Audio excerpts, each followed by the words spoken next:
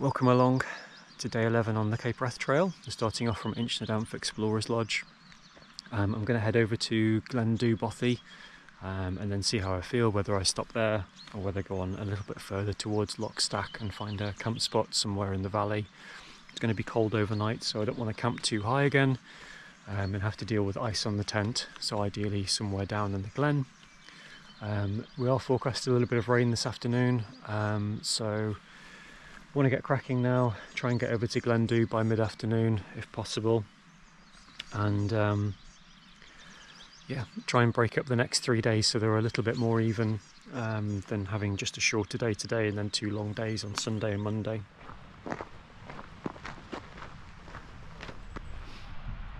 Okay, so we're doing quite well. We're contouring up this river here. It's called the Alt Polly Androgyn. And then we're going to head up and then contour around to the left. We're aiming for a little loch called Loch Fleodoc Corre before we tackle the Bielach between Ben Udi and Glaven.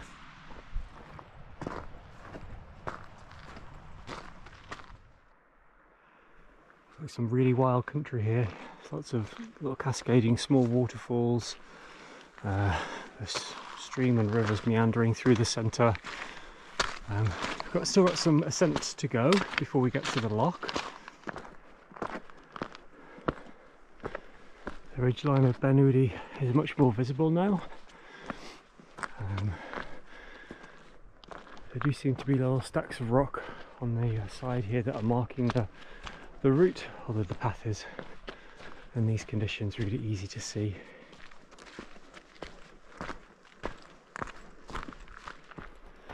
A little mountain shelter there.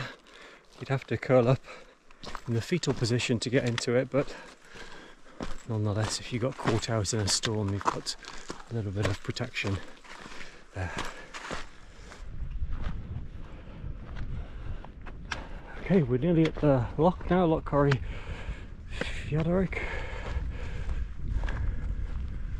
There's been a loch off there to the left, there was one to the right.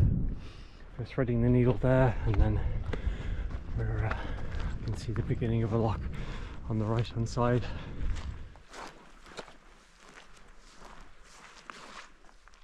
Okay, so we're leaving the loch behind. That's where we've come from. You can see the path there. Someone's helpfully put some cairn stones along the way. Okay, the path so far has been pretty well marked. You've got to continue along here, and then just where you can see a lot of the grey stones stopping, there's a weak path just winding its way up to the Bielach. That's the one I'm going to take. Looks like it's in the right direction, so, and then we'll have a look at the map when we get to the Bielach. Hopefully we can see the way down. Just taking a look back to where we've come from. Incredible views. Okay, nearly at the Bielach. These cairn stones have been here all the way. Not quite as big as that one, but just take a minute to watch out for them. It'll really help your orientation. Looks like there's another one there to head towards, so let's see what views we've got on this side. Guess one last look back that way. Got some rain or sleety snow in the distance.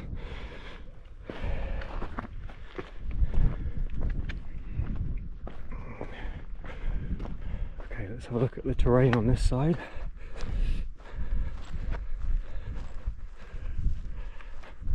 Yep, looks pretty rough. There in the distance is one of the big waterfalls that I'll need to be heading towards. There's rain and stuff in the distance, so I'm going to get the map out, have a look at where these little lochans are, and then try and pick my way through and find a way down.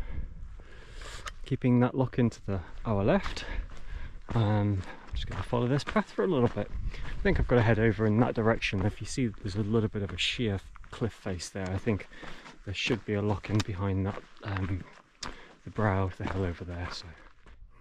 Okay, so the path's gone along in front of the sheer rock faces. we're just coming to another lock-in at 375 metres there, and the path actually goes around. I think it's going to go around and then curl round this shoulder, and we should then see a lock-in on the right hand side as we go around that shoulder there. Okay, there's a lock-in that looks like a plausible candidate for the one on the map. So if it's correct, the path should go down this way, and then we should go around the side of the lock-in. I think I can see a pathway there, so that looks promising. And then the pathless bit, I think, comes after that section. I think we've got to descend by a sheer cliff face on the right, and then start eventually to start turning into the glen.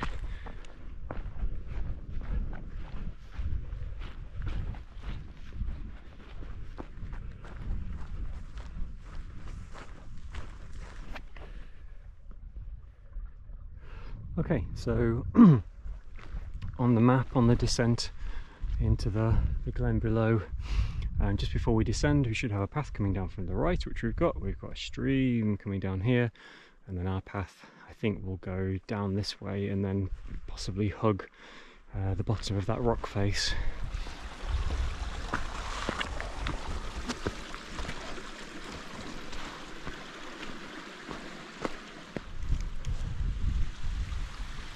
And there you can just see a hint of Glencoul.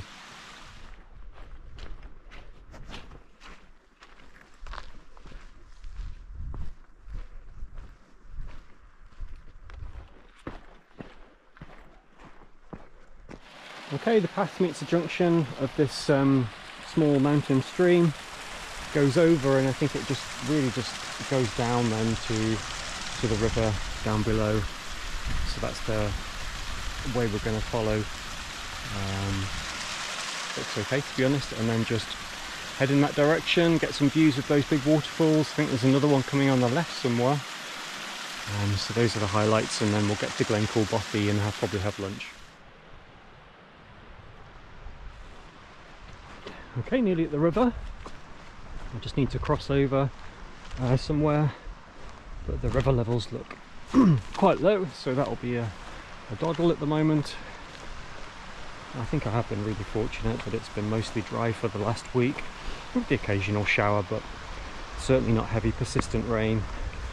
That whole descent and ascent up to the Belak and down would have been much more difficult if everywhere would have been really wet and boggy. So you can see there's absolutely loads of places to cross. It doesn't really matter where. I'll probably go to that crossing now, I think.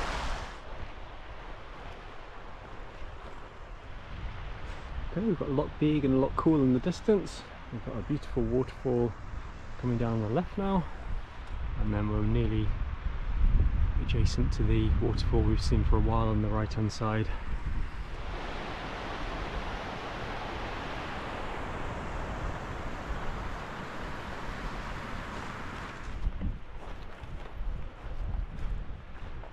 The pathway seems to be following the line roughly just alongside this old wire fence.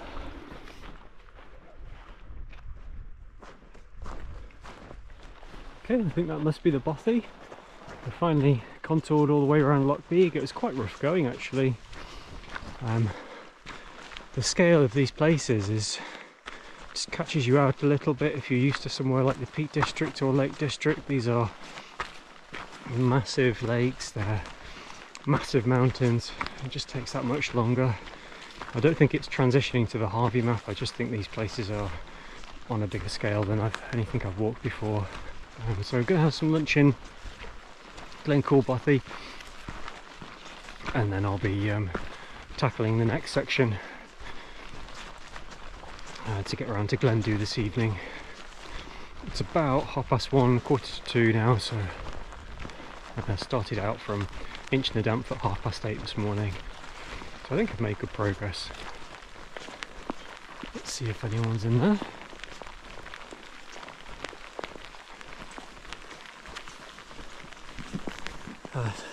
Okay, so we're leaving Glencoul Bothy behind. I've just had my lunch there. Met a couple of trail runners and a guy who's doing the Cape Wrath Trail southbound. Got some light rain, very little wind. So I was making the first part of the steep ascent over the hill round to Glendhu Bothy.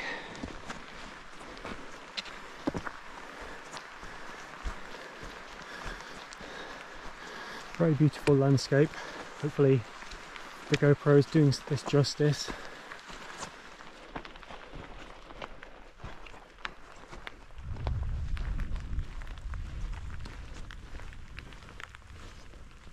But we've done the bulk of the ascent now onto the shoulder of this hill.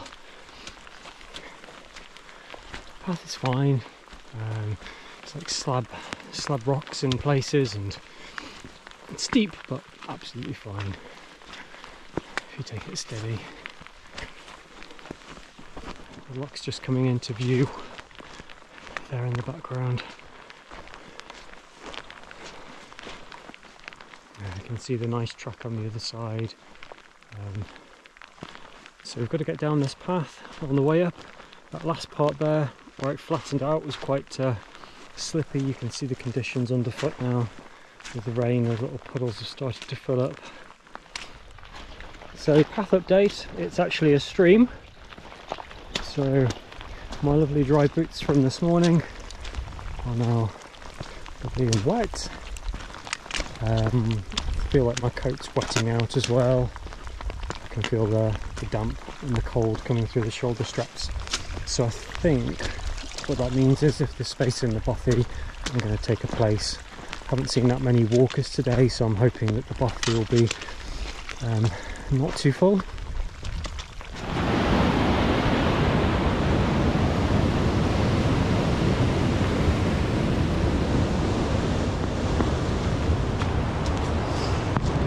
Nearly at the Bothy, thank goodness.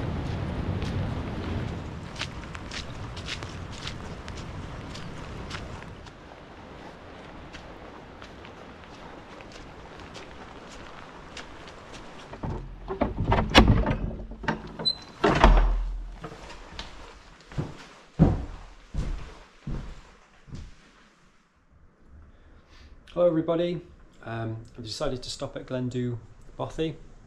I've got everything set up, got some clothes drying out there, and here I've had reasonably heavy persistent rain for the last 3 or 4 hours, making the descent from Glencoul down to Glendhu, and quite a bit's got wet, so decided to call it a day. I'm going to check the forecast for tomorrow, but there's no chance of me going on any further. I think the low is -2 overnight, so with everything so wet it would just be a complete nightmare in the tent. And it's had long enough. It took me a good 7 hours to get from Inchnadamph down to Glendhu, so yeah, tough stage, tough ground. I think better to have an early finish today and then a longer day tomorrow. We'll see how far we get, hopefully to Reconic. So I'm all in dry stuff now, feeling better. I'm going to sort my feet out in a minute. I've got a Nalgene bottle in the sleeping bag, warming that up with some coffee in. Going to have that later, so the bag will be nice and warm. Put the electronics in there as well, just to keep them warm, so the battery life's better. Food bags hanging up, just in case there are any mice around, so they don't get into the food and ruin it. I think that's everything.